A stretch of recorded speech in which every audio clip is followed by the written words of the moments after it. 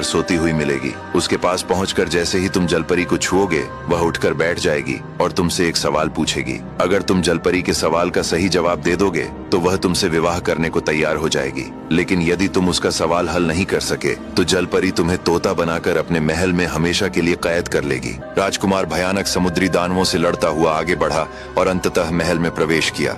वहां उसने देखा कि जलपरी सो रही है। जैसे ही राजकुमार ने उसे छुआ, जलपरी की नींद खुल गई।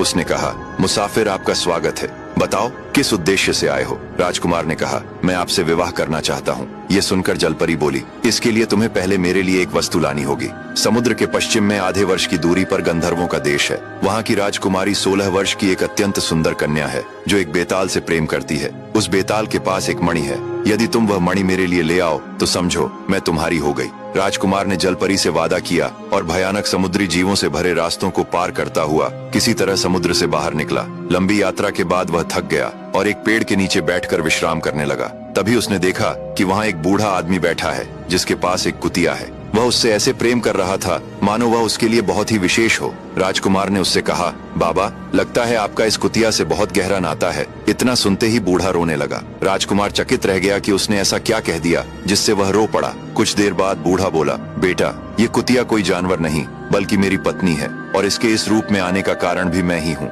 उसने कहा, मैं अंग देश के एक धनी परिवार में जन्मा था। एक दिन मैं सरोवर के किनारे जा रहा था, तभी मैंने एक स्त्री को देखा। उसकी सुंदरता और उसके यौवन ने मुझे ऐसा बांध लिया कि मेरा खाना पीना छूट गया और मैं बीमार पड़ गया। मेरे पिता एक धनी व्यापारी थे और दूर दूर तक उनकी पहचान थी। जब उन्होंने कारण पूछा तो मैंने उन्हें उस स्त्री के बारे में बता दिया। पता चला कि वह स्त्री उनके एक दूर के मित्र की बेटी थी। इस तरह मित्रता रिश्तेदारी में बदल गई और वह स्त्री मेरी पत्नी बन